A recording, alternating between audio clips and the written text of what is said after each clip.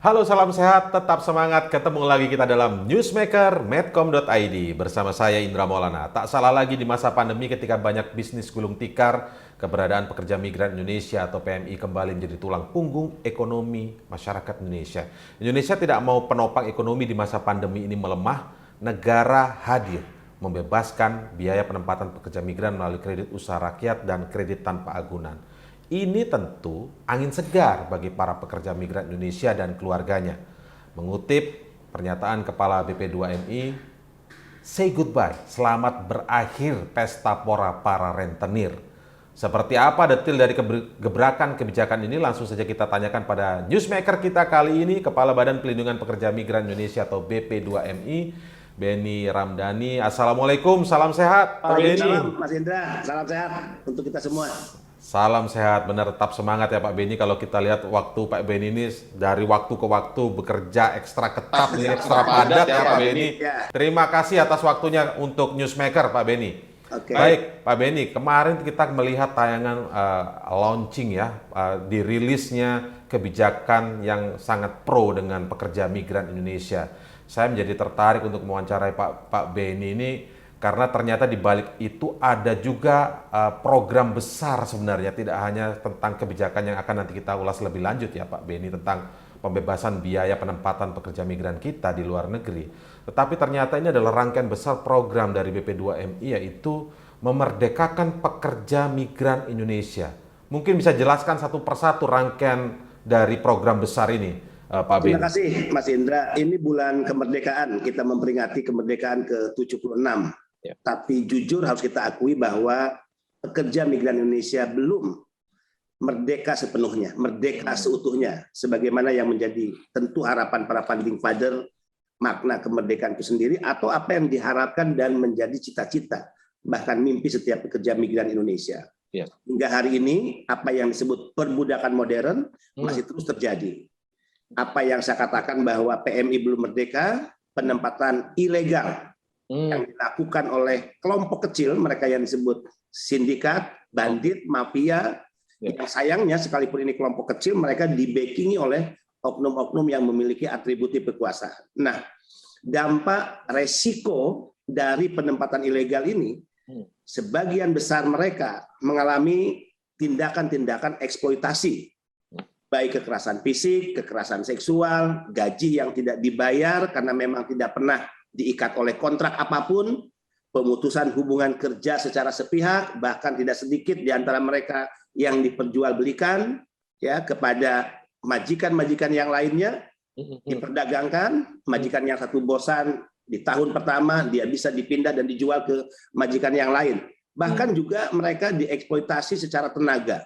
Banyak pekerja kita yang bekerja hingga 20 jam hingga 22 jam bahkan. Dan tidak sedikit eksploitasi ya. Dan tidak sedikit para pekerja migran yang bekerja di laut lepas, mereka yang disebut ABK, jika ada masalah kekerasan di tengah laut, meninggal, kemudian mereka dilarungkan jenazahnya di tengah laut untuk menghindari masalah hukum. Nah, di luar mereka yang mengalami resiko eksploitasi dari perdagangan orang, perbudakan modern, mereka juga ya dijerat oleh mafia dan sindikat praktek ijon rente. Para pekerja migran adalah mereka yang hanya memiliki mimpi indah.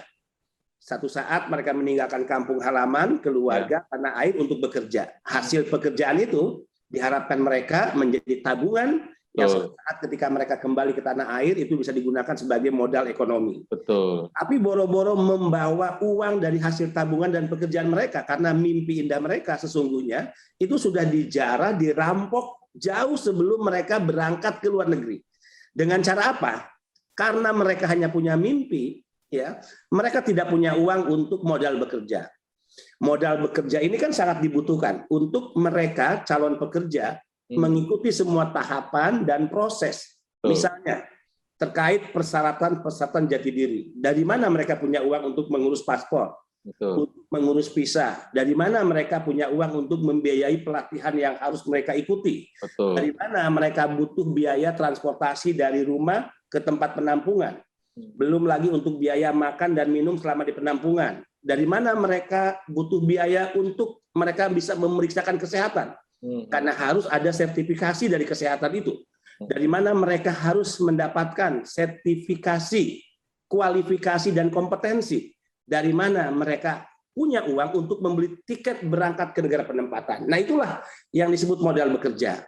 Nah, selama ini banyak pihak, lembaga-lembaga keuangan, koperasi simpan pinjam yang prakteknya Ijon Rente meminjamkan uang ke mereka dengan bunga mencapai 28,8% yang tertulis, tapi sesungguhnya bisa sampai 40 sampai 60%. Bunga itu, Pak? Bunga yang diberikan dan dibebankan kepada pekerja. Nah, ketika mereka bekerja ya di luar negeri, otomatis prakteknya 6 sampai 8 bulan mereka tidak bisa menerima gaji karena langsung dipotong atas pinjaman dengan bunga yang sangat besar tadi. Sehingga selama 6 bulan atau 8 bulan mereka tidak menerima gaji, tentu mereka butuh uang, ya minimal untuk sekedar pegangan selama mereka penempatan, atau uang yang mereka butuhkan sebagaimana yang dijanjikan untuk mereka bisa mengirim ke anaknya, ke keluarganya setiap bulan. Akhirnya apa? Mereka terjebak pada pinjaman kedua, mereka terjebak pada pinjaman ketiga. Sehingga siklus Ijon Rente ini akhirnya menyengsarakan para pekerja migran. Ya, mereka hanya keluar keringat, keluar darah, keluar air mata, dan ketika kembali mereka tidak memiliki apa-apa. Nah, inilah yang kita ingin ya lawan semua praktek kejahatan terhadap pekerja migran Indonesia. Siapapun, saya katakan di belakang mereka, siapapun yang membackingi mereka, negara tidak boleh kalah. Negara harus hadir. Siapapun warga negara harus tunduk pada kekuasaan hukum, bukan pada kekuasaan politik. Nah, tidak heran ketika saat proses launching kemarin Pak Beni sampai mengatakan pasti semua orang menjadi emosional dan sentimental melihat tayangan yang sempat muncul itu ya, Pak Beni ya. Artinya gambaran yang Anda gambarkan secara verbal baru saja ini, sebenarnya Pak, fakta-fakta ini yang dimana para pekerja migran kita alih-alih menjadi sejahtera tapi malah sengsara begitu ya, itu fakta yang baru atau sejak selama ini seperti itu? Tapi kalau boleh Pak ya, ini bukan bermaksud mengungkit-ungkit, bukankah badan yang seperti perlindungan tenaga kerja kita atau pekerja migran kita ini sudah ada di Republik ini, bukan baru saja kan Pak? Betul.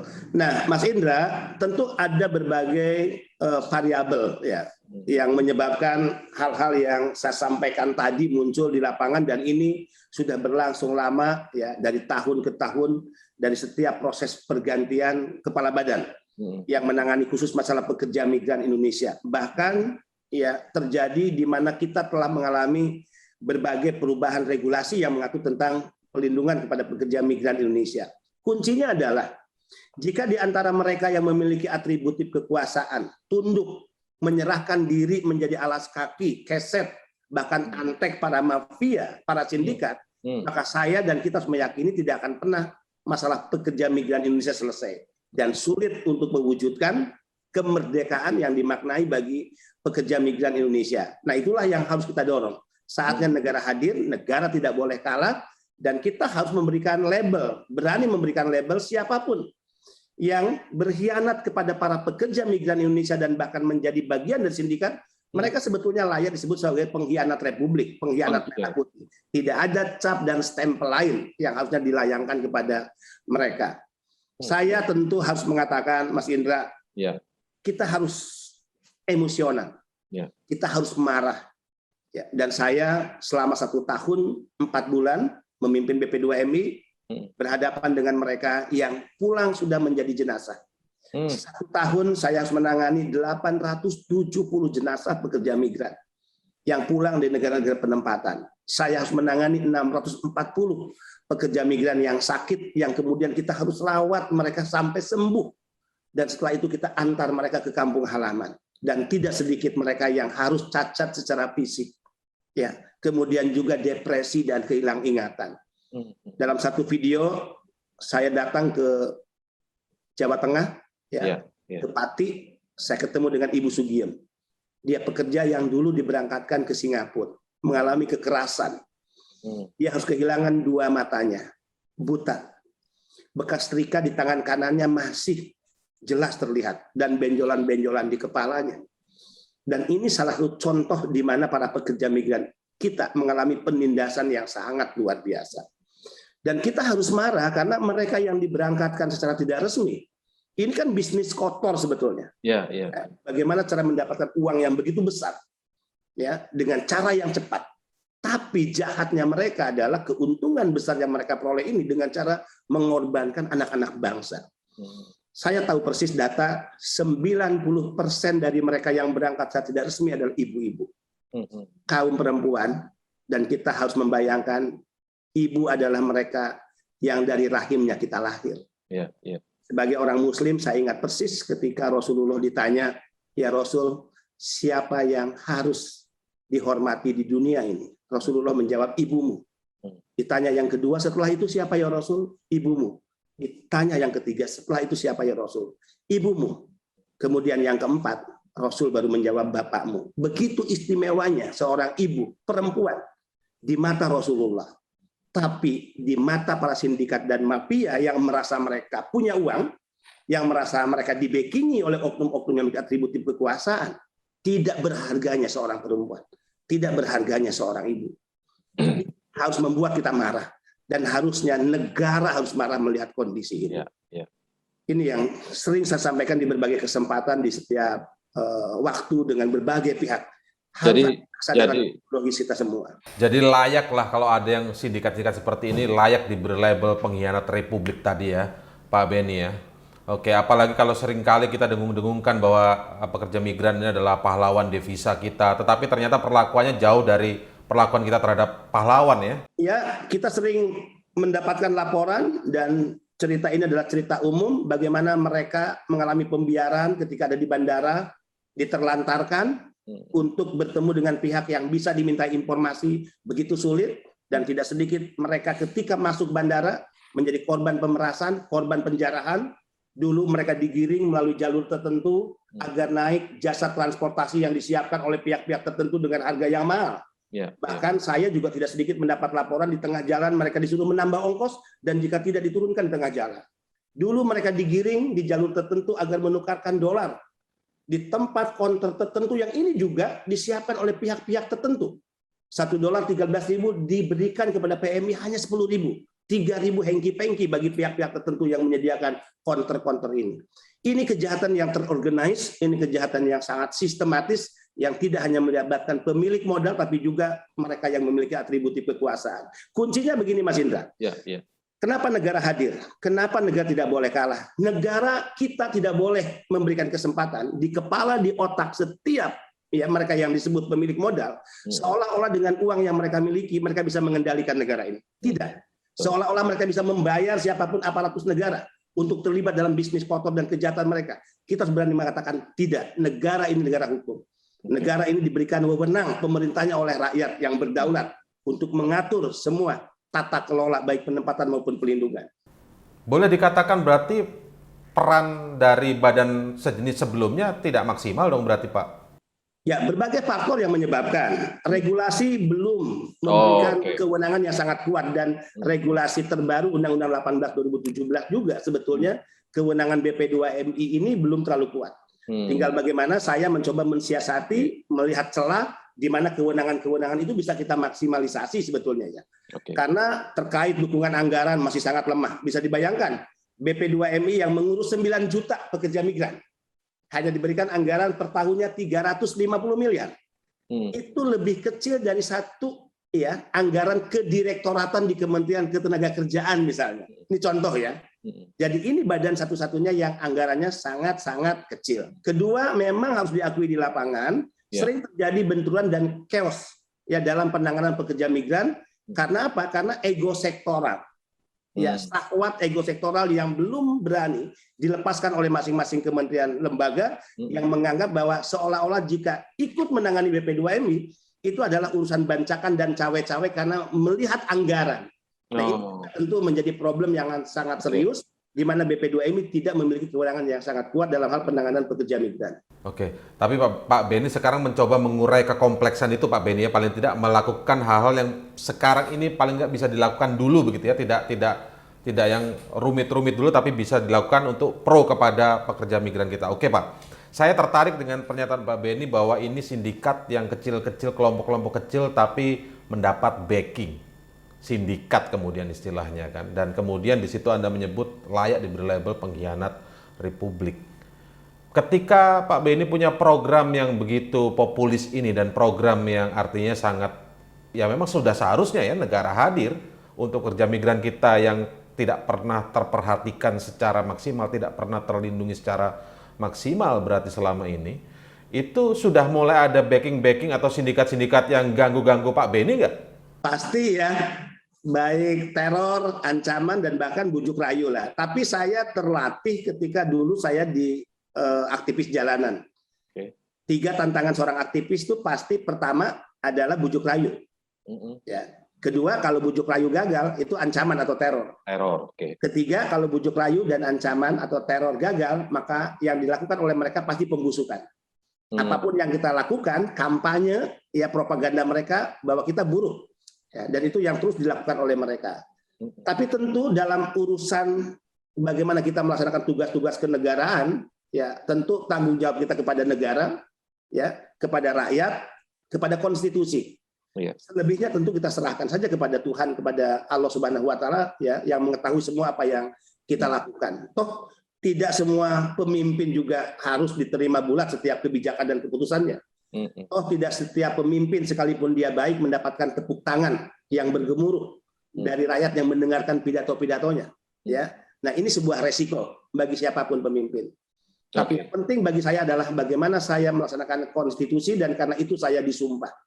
Saya tentu sedih, saya melihat fakta-fakta di lapangan yang itu kemudian membuat saya marah.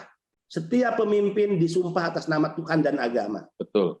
Ya, setiap pemimpin mendapatkan fasilitas gaji yang semua itu demi Allah bersumber dari rakyat. Maka saya katakan dolim siapapun pemimpin di Republik ini yang disumpah atas nama Tuhan dan agama, yang digaji dan bahkan mendapatkan fasilitas yang semua gaji fasilitas itu dinikmati juga oleh keluarganya, tapi sesungguhnya dia tidak berjuang untuk rakyatnya. Nah ini bahaya, dan memang krisis negara ini adalah krisis pada wilayah tadi. Ini seperti Pak Beni, kalau saya lihat-lihat dari penjelasannya seperti menerobos barikade lingkaran setan ini, Pak Beni ya.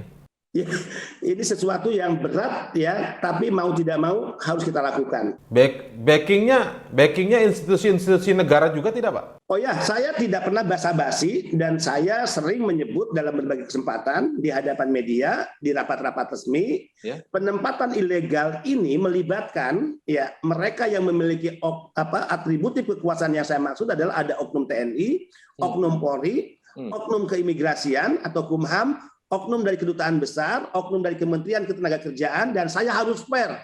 Saya yakin juga ada oknum-oknum dari badan yang saya pimpin. Ya. Ada Pak, di dalam Pasti, badan Bapak sendiri ada. Saya sudah mengetahui sistemnya. Ya, saya sudah mengetahui secara habitusnya bagaimana pola dan mekanisme yang terorganize penempatan ilegal ini dilakukan oleh pihak-pihak tersebut. Ini akan Anda bongkar, Pak. Pasti saya sudah menyampaikan kepada Presiden. Pak Presiden izin. Apa respon Presiden? Yang pertama saya katakan Pak Presiden izin untuk menghadapi ini, saya ingin membentuk Satgas. Satgas inilah yang akan menghadapi perang total. Dan saya katakan saya akan memimpin perang total ini, tongkat panglima peperangan di tangan saya. Sehingga Satgas itu ketuanya adalah saya. Dinamakan Satgas Pemberantasan Sindikat Penempatan Ilegal. Dan saya merangkul orang-orang hebat yang memiliki prestasi, track record sangat baik, misalnya mantan Kabar Eskrim Pak Suhadi Alius bergabung di Satgas. Kemudian mantan Ketua PPATK Pak Yunus Hussein bergabung di Satgas. Kemudian tokoh legend di LSM Pak Ahmad Santosa. Kemudian Mas Ahmad Santosa ya. Kemudian Mbak Anis Hidayah, migran dan Mas Haryanto dari SBMI. Dan alhamdulillah mendapat dukungan dari ormas-ormas keagamaan. Muhammadiyah mengutus untuk di Dewan Pakar Satgas, yaitu Sekjen PP Muhammadiyah, Pak Abdul Muti. PGI lebih keren karena ketua PGI-nya langsung, ya Pendeta Komar Gultom. Kemudian dari NU wakil sekjen, dari dari Hindu, Buddha, Katolik dan Konghucu bergabung. Saya merasa saya tidak sendiri. Ya, awalnya tentu saya merasa kesepian. Saya merasa bahwa perjuangan ini sulit diwujudkan, tapi setelah tokoh-tokoh hebat tadi bergabung, saya memiliki rasa percaya diri. Sebelum tokoh-tokoh itu bergabung, Pak Beni sempat mau mundur nggak dengan karena yang dihadapi kan tadi nama-nama institusi oknum institusi itu sempat mau mundur nggak Pak? Saya sempat putus asa Saya tahu persis problematika yang ada di hadapan saya seperti apa, tembok tebal seperti apa yang harus saya robohkan, dan jejak digital bisa dilihat bahwa saya pernah menyampaikan langsung bahwa saya akan mengambil langkah mundur untuk meninggalkan jabatan Kepala BP2MI. Tapi setelah tokoh-tokoh itu bergabung, tokoh-tokoh ini bergabung, kebijakan-kebijakan yang saya lahirkan mendapatkan dukungan semua dari berbagai pihak, akhirnya saya dan kepercayaan diri itu muncul kembali pada diri saya. Oke, baik. Ya ini semoga perjuangannya terus maju Pak ya, dan kita sebagai media akan terus memantau demi Republik, tentu kita dukung ya. Ya. Oke, baik. Pak Beni, ini kita boleh agak masuk teknis sedikit ya. Tadi Anda menjelaskan konsep besarnya, dan tentu saja ini adalah angin segar ketika ada seorang pemimpin seperti Pak Beni di Badan Pelindungan Pekerja Migran berlaku atau membuat kebijakan seperti ini. Nah, boleh soal teknisnya Pak. Nah, sekarang kalau kemudian ada pekerja migran, berarti saya harus bagaimana dengan kebijakan yang disebut sebagai pembebasan biaya penempatan ini, Pak Beni? Mungkin sedikit masuk sedikit teknis. Ya. Yang paling penting adalah pertama bagaimana masyarakat mendapatkan akses informasi yang cukup. Sehingga 9 program prioritas yang sudah kita tetapkan tentu diikuti dengan langkah-langkah teknis operasional di lapangan. Sosialisasi atas berbagai kebijakan. Sosialisasi atas berbagai regulasi yang mengatur terkait tata kelola penempatan dan pelindungan. Ya, itu terus kita lakukan sampai ke daerah, sampai pada level kabupaten kota dan bahkan kecamatan hingga desa. Ini yang terus-menerus kita lakukan. Bagaimana kita juga menyiapkan skema-skema terkait penempatan dan pelindungan, ya kita bisa menyatakan proses migrasi berlangsung secara aman. Bagaimana mereka yang berangkat bisa dikategorikan sebagai calon pekerja yang memiliki kualifikasi kompetensi. Bagaimana calon pekerja kita karena menyangkut dignity negara kita. Mereka adalah orang-orang yang memiliki keahlian, keterampilan di sektor pekerjaan yang mereka pilih, dan juga kemampuan berbahasa asing. Saya bahkan memotivasi mereka, kalau kalian berangkat ke luar negeri, jangan pernah merasa rendah diri, menganggap diri kalian sebagai pengemis atau pekerjaan. Tapi kalian berhak untuk berangkat, dan atas gaji dan fasilitas yang mereka berikan, kalian juga berhak untuk menerimanya karena mereka harus menghargai expertise yang mereka miliki. Ini yang terus kita motivasi kepada mereka. Bahkan di era saya, mereka yang setiap berangkat itu membawa satu surat, yang surat itu bertuliskan 4 bahasa, Indonesia, Inggris, Mandarin, ya kemudian Arab, berlogo Garuda Pancasila, artinya ini surat resmi negara, dan setiap pekerja yang berangkat ketika tiba di rumah majikan atau di institusi perusahaan, surat itu diberikan kepada bosnya. Surat itu bertuliskan, dengan ini saya menitipkan warga negara kami yang baik untuk bekerja di tempat Anda. Sekiranya diperlakukan dengan baik dan diberikan hak-haknya sebagaimana undang-undang yang berlaku di negara Anda. Apa makna dari surat ini? Mungkin saya katakan majikan-majikan dari para pekerja kita bukan orang terkenal di negaranya, bukan orang terpandang terhormat di negaranya, tapi ketika dia menerima surat kehormatan dari negara kita, respek balik hormat mereka kepada negara kita itu akan diberikan kepada para pekerja kita dengan perlakuan yang baik. Ini ikhtiar kita, ya, ikhtiar negara. Kemudian saya juga mencanangkan dengan Kementerian Pariwisata. Idenya datang dari BP2MI untuk memberikan label dan predikat kepada mereka sebagai duta pariwisata. Bisa dibayangkan, setiap yang berangkat ke luar negeri, ya mereka mendapatkan predikat sebagai duta pariwisata Indonesia.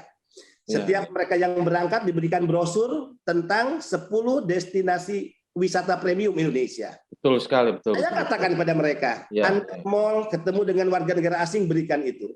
Anda makan satu rumah makan ketemu dengan warga negara asing, berikan itu. Anda main di taman ketemu dengan warga negara asing, berikan brosur itu. Bisa dibayangkan, setiap tahun dalam kondisi normal penempatan kita 270.000. Kalau 270.000 membawa 20 brosur per orang, berapa juta brosur yang dibagikan? Dan katakan 5% saja dari mereka yang menerima brosur itu tertarik datang ke Indonesia. Dari revolusi dan lompatan. Namanya seperti menebar jaring, namanya juga begitu kan ya. Revolusi dan lompatan yang sangat luar biasa sektor pariwisata. Kenapa tidak terpikirkan sebelumnya ya Pak Beni ya, yang seperti itu ya? Ya karena presidennya baru Pak Jokowi. Ya. Dulu kan presidennya bukan Pak Jokowi. Luar biasa Pak Benny. Ya. Oke, baik. Nah Pak, ini kalau boleh secara teknis Ya. juga lagi nih Pak. Kan setelah peluncuran kemarin itu memang peluncuran yang luar biasa sih. Ya. Karena mengundang banyak reaksi. yang marah juga ya dengan peluncuran kemarin. Ada yang marah pasti tuh, karena Pasti, justru ya. bukan Pak. Tapi ada yang tertarik dari sisi lain karena yang Pasti dibela dong. Pak Benny ini. Ya. Tapi mereka bertanya begini Pak, ini kalau langsung ke belak-belakan pertanyaannya ya. Ya. Judulnya pembebasan, tetapi ketika ini kaitannya dengan kredit, kemudian mereka meminjam, berarti masih meminjam. Oke. Mereka harus mengembalikan. Ya. Nah, itu masih oke, tetapi kok masih ada bunganya sekitar 11% ya, Oke. Pak Benny ya, karena kalau penjelasan Pak Benny sih ya ini jauh lebih rendah dari apa yang dikasih rentenir ya, 28 yang kenyataannya 40%, belum pinjaman kedua dan lain sebagainya. Begitu Pak. Nah, ini mungkin ada penjelasannya Pak Benny. Iya, di Undang-Undang 18/2017 pasal 30 ayat 1 tegas strict dikatakan bahwa pekerja migran Indonesia tidak dapat dibebani biaya penempatan. Apa yang dimaksud dengan biaya penempatan adalah biaya-biaya yang harus dikeluarkan oleh PMI untuk mengikuti semua tahapan dan proses yang saya sebutkan tadi ya. Pertama, mobilisasi dari rumah ke tempat penampungan, biaya untuk mengikuti pelatihan, mendapatkan sertifikasi kompetensi, makan minum selama ada di tempat pelatihan dan penampungan, kemudian mengurus kesehatan, sekarang harus ditambah dengan PCR, kemudian visa, kemudian paspor, tiket terbang ke luar negeri. Itu biaya. Pertanyaannya adalah perintah pasal 30, sanggupkah negara menyiapkan uang untuk modal bekerja tadi? Ya. Saya menghitung secara matematik kalau ke dalam kondisi normal pekerja kita yang berangkat setiap tahun 270.000 dikali ya kontraktor modal bekerja yang harus dikeluarkan, katakan di angka moderat 30 juta, kita bisa kali 270 juta dikali 270.000 dikali 30 juta, kurang lebih 8 sampai 9 triliun. Negara harus menyiapkan uang itu. Ya. Jadi yang salah siapa? Bukan kepala badan, bukan BP2MI. Mungkin yang membuat undang-undang niatnya baik, tapi potret atas kondisi fiskal kita itu yang blur, yang tidak utuh. Nah, apakah karena negara tidak memiliki kemampuan fiskal untuk menyiapkan uang modal bekerja PMI kemudian kita tidak melakukan apapun? Salah. Karena di sisi lain ada praktek ijon rente, betul. Karena tidak ada modal bekerja, PMI terbiasa ya terpaksa pada dua hal. Pertama, mereka menjual harta kekayaan milik keluarga untuk modal bekerja, dan kedua meminjam kepada rentenir dengan resiko bunga yang berlipat ganda tadi. Nah, saya kemudian mengambil langkah moderat dari dua kondisi ini, mengeluarkan Perban 09/2020 tentang pembebasan biaya penempatan. Bahwa pembebasan biaya penempatan sebagaimana perintah undang-undang belum bisa dilaksanakan sepenuhnya, kita mengeluarkan kebijakan moderat, yaitu pertama kerjasama dengan BNI, keluarlah skema KTA. BNI tentu atas nama negara menyiapkan modal bekerja, sekalipun sifatnya pinjaman. Tapi ini jauh lebih ringan dibandingkan dengan fakta yang selama ini terjadi. Ya.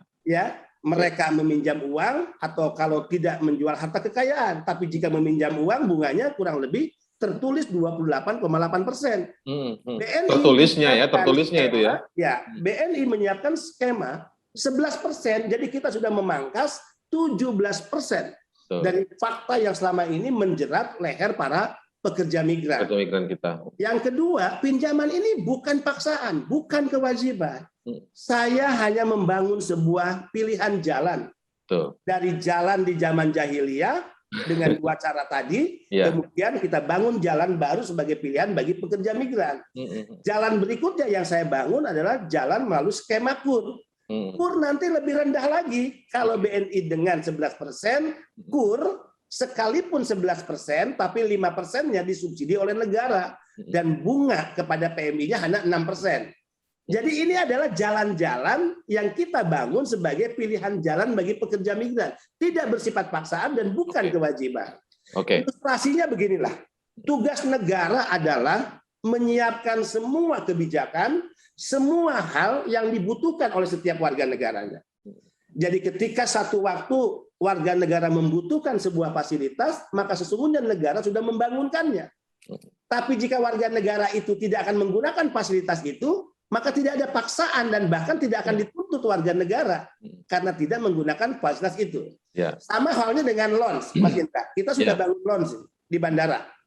Kalau Mas Indra datang ke lounge yang kita siapkan, lounge PMI, itu nggak beda dengan Mas Indra mampir di Bandara Soekarno-Hatta ke lounge Garuda. Ya. Atau lounge lainnya. Ya. Kursinya, mebelirnya dibeli dengan harga mahal, suasananya nyaman, dan bedanya bahkan lebih enak di lounge kita. Makannya gratis, minumnya gratis. Iya, betul. Lounge lain pasti bayar. Bayar betul, Pak. Kartu kredit atau gresek ATM, kan gitu ya.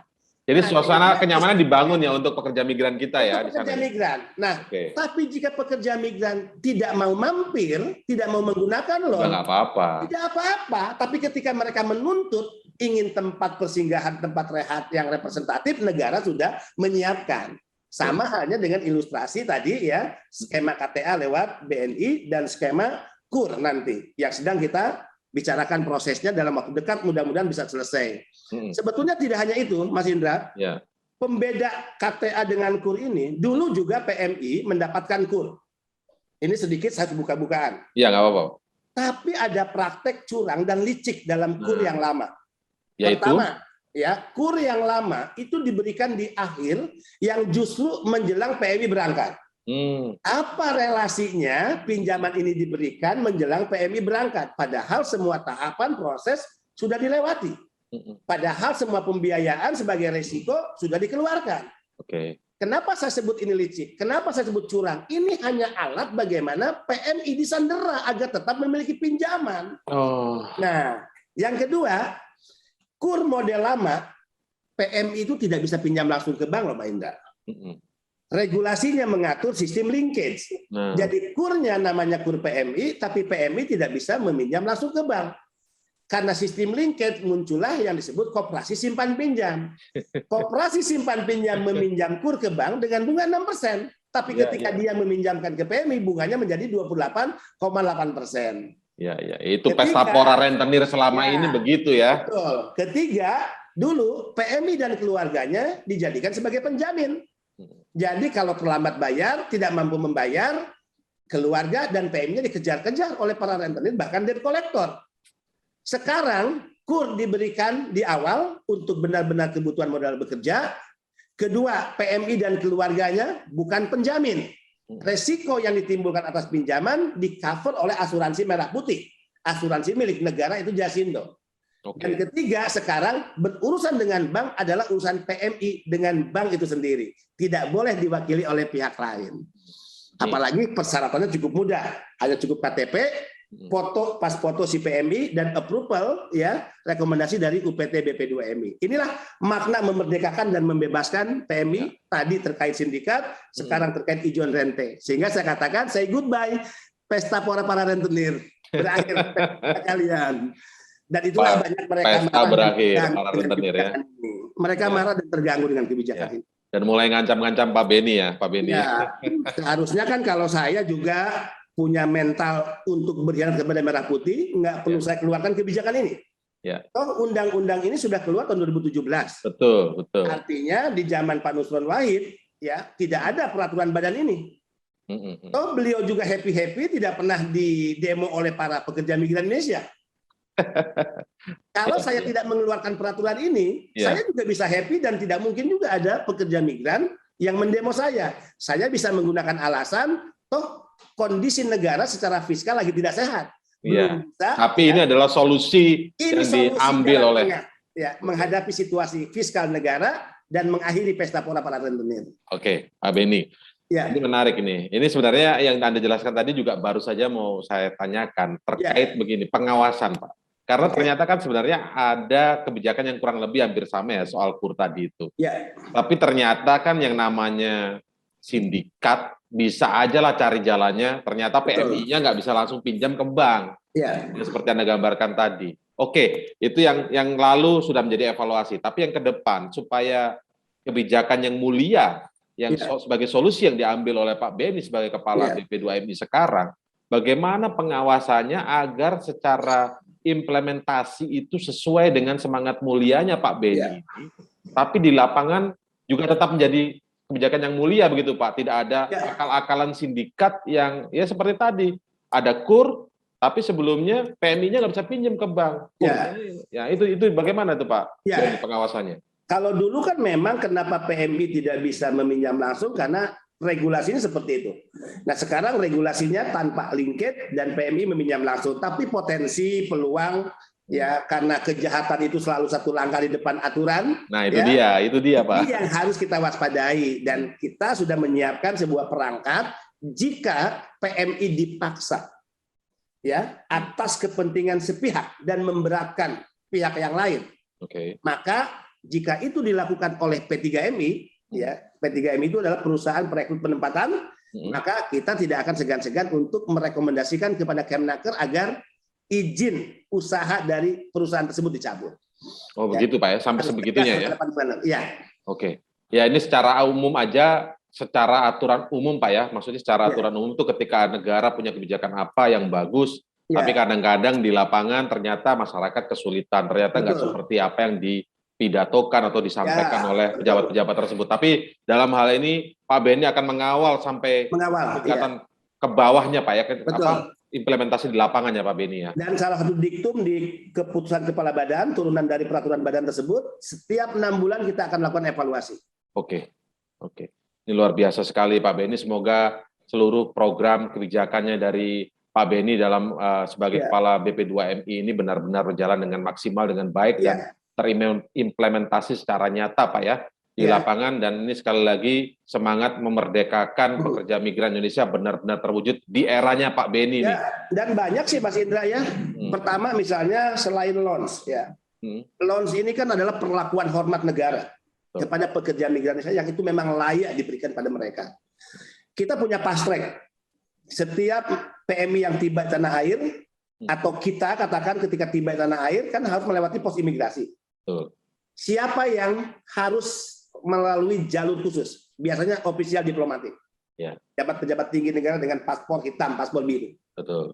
Atau kaum difabel, ya, atau kru pesawat. Nah sekarang di Bandara Soekarno-Hatta ada fast track, karpetnya bertuliskan PPIP pekerja migran Indonesia. Mereka tidak boleh dicampur dengan penumpang umum, tidak boleh mengalami situasi berdesak-desakan antrian panjang. VVIP, karena salah satu program saya adalah menjadikan PMI sebagai warga negara VVIP. Ini rencananya di Soekarno-Hatta aja atau di MOU kita dengan Angkasa Pura II, dan itu akan dibangun di semua bandara Angkasa Pura II, nanti Angkasa Pura I, tapi tidak semua tentu hanya cukup di kantong-kantong penempatan pekerja migran. Ya, jadi ada lounge, kemudian ada fast track, kemudian helpdesk, meja pelayanan, kemudian juga tanggal 19 besok kita akan meluncurkan 23 ambulan bantuan dari Kementerian BUMN, itu Pak Erick Thohir langsung yang support BP2MI selama ini ya sama kita, yang ambulan ini akan diserahkan ke 23 provinsi untuk pelayanan kesehatan termasuk yang meninggal, yang sakit bagi PMI dan keluarganya. Bagi PMI dan keluarganya ya. Ya. Oke. Baik, kemudian semoga tanggal 23. Mas tanggal 23 ini Pak ya. 23 kita launch comment center. Mas Indra, saya dengan Presiden 9 Juni 2020. Oke. 2 bulan setelah saya dilantik, Presiden sampai ketawa. Izin Pak Presiden, kita sedang bernegara. Tapi bagaimana bisa selama ini negara tidak memiliki data yang pasti tentang jumlah pekerja migran Indonesia. Sampai hari ini, kalau ditanya ke Kemlu, datanya 4,5 juta. Kalau ditanya ke Naker, data PMI ya 5 juta.